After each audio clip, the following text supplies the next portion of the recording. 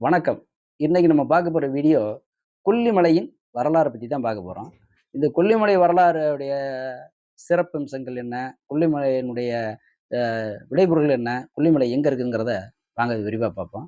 கொல்லிமலைங்கிறது தமிழ்நாட்டு மாவட்டத்தில இருக்கிற நாமக்கல், நாமக்கல் மாவட்டத்தில இருக்கிற ஒரு மலைப்பகுதி. தமிழ்நாட்டின் மிக பழமையான இயற்கை அழகோட புராணத்தோட தொடர்புடைய ஒரு பகுதி இந்த கொல்லிமலை. இது கிழக்கு கொடைக்கானல்னு சொல்றாங்க. அந்த அளவுக்கு இயற்கை வளமும், குளிர்ந்த காலநிலையும் கொண்ட ஒரு பகுதி. கொல்லிமலை தமிழர் பண்பாட்டின் பெருமையை வெளிப்படுத்தும் ஒரு முக்கியமான பகுதியாவும் இருக்கு. கொல்லிமலைங்கிறது சங்க காலத்திலே புகழ்பெற்ற ஒரு மலைப்பகுதி. சிலப்பதிகாரம், புறநானூற்றுப்பட, பத்துப்பாட்டு போன்ற சங்க இலக்கியங்கள்ல கொல்லிமலை ஒரு மிக அ குறிப்பிடுற அளவுக்கு அதனுடைய பெருமைய சொல்லுது. பழமையான கதைகளின்படி கொல்லிமலையில கொல்லிப்பாவை அப்படிங்கிற ஒரு அம்மன வழிபடுறாங்க. அந்த கொல்லி அப்படின்னா, அழிவு அப்படின்னு சொல்லி பொருள்படும். அதாவது கெட்டதை அழித்து நல்லவர்களை காத்ததுனால, இந்த அம்மனுக்கு கொல்லிப்பாவைன்னு பேர் வருது. அந்த அம்மனுடைய பேர்லயே இது கொல்லிமலை அப்படின்னு அழைக்கிறாங்க. பழைய காலத்துல அது ஒரு வளங்கொண்ட சோழ நாட்டு பகுதியாவும் இது இருந்திருக்குது. சோழர்கள், பாண்டியர்கள், சேரர்கள் ஆகிய மூவருமே இங்கு இருந்த மலையில இருந்து தங்களோட ஆதிக்கத்த விரிவுபடுத்தியிருக்காங்க. அந்த அளவுக்கு இந்த மலையுடைய சிறப்பு இருக்குது. மேலும் இந்த மலைகள் சித்தர்கள் வாழ்ந்த ஒரு புனித மலைன்னு சொல்றாங்க.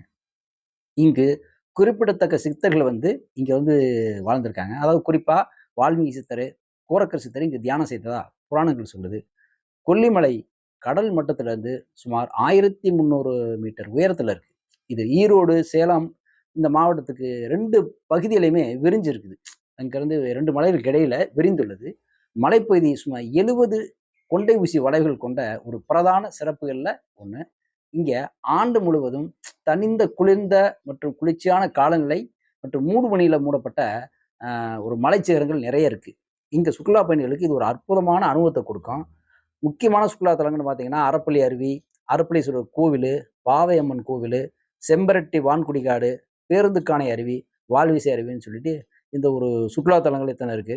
மேலும் கொல்லிமலையில இருக்கிற ஆரஞ்சு பழத்துக்கு ஒரு ஸ்பெஷாலிட்டி இருக்கு. அது என்னன்னா, இதனுடைய சுவைய அலாதியான சுவை அப்படின்னு சொல்றாங்க. ஆன்மீகம் மற்றும் பண்பாட்டு முக்கியத்துவம்னு சொல்லி பார்த்தீங்கன்னா, கொல்லிமலை சித்தர்கள் தியானம் செய்த இடம்ங்கிறதுனால, இது ஆன்மீக சக்தி நிறைந்த மலைன்னு சொல்றாங்க.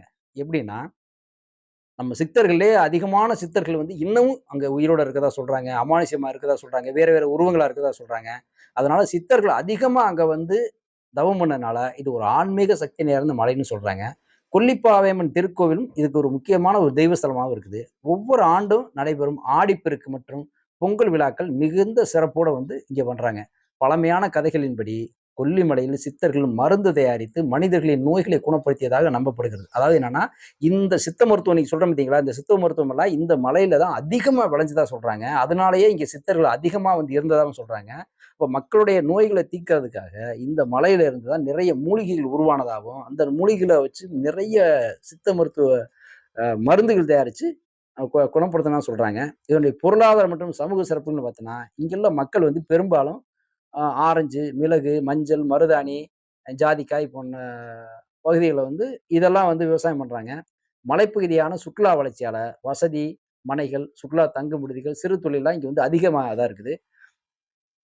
கொல்லிமலைங்கிறது இயற்கை அழகும், ஆன்மீக தலங்களும், பழமையான வரலாறும், மருத்துவ மொழிகளும் நிறைந்த புனித ஒரு மலை. இந்த மலை தமிழரின் பாரம்பரியத்தையும், பண்பாட்டையும், இயற்கையையும் ஒருங்கே வெளிப்படுத்தும் ஒரு புனித நிலமாகும்.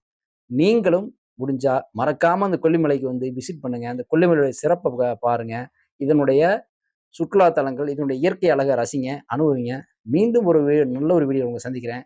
நன்றி. வணக்கம்.